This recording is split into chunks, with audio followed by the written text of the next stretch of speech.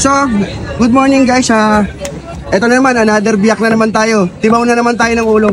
Kasi may nagsabi, ayan bobo daw ako, matalino siya Ayan, nagsabi, bobo ka magbaklas ng ulo.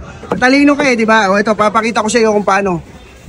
Di naman ako kagalingan Para sa mga nagsabi ng bobo ko, ito lang. Kasi ito, diskarte ko sa pagbibiyak to Kanya-kanya tayong diskarte. Ayan papakita ko yung diskarte ko sa inyo.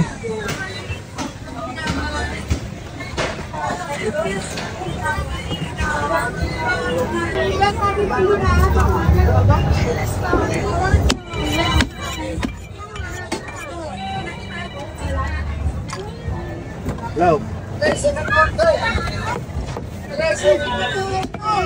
Busing, kapin. Rinaip niya. Lunch. Yung malaman yung taba, yung malaman.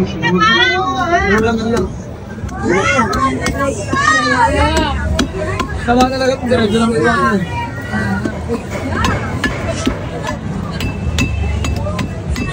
Papakita ko sa iyo, ganyan lang ako magbiyak Kaya ako inulit to kasi para makita nyo rin kung paano tayo magpaklas ng ulo.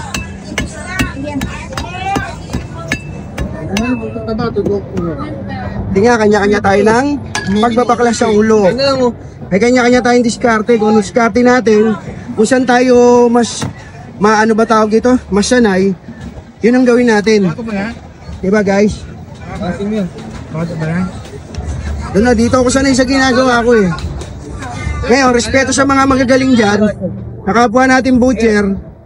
Respeto po sa inyong lahat. Tayo, hindi tayo magaling. Kaya nga ako nasasabihan ng bobo Diba? Yasin na yan. Sige. Akin. Ito, kasi mo. Okay, yap. Ay, wala na nito. Ito kasi ito, ayaw nyo naman ng ganong iwan. Atin nga. Sige, yan.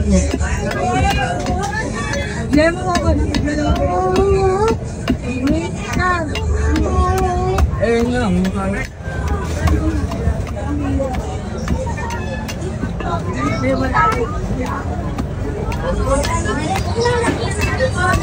Nakakaroon pamasay.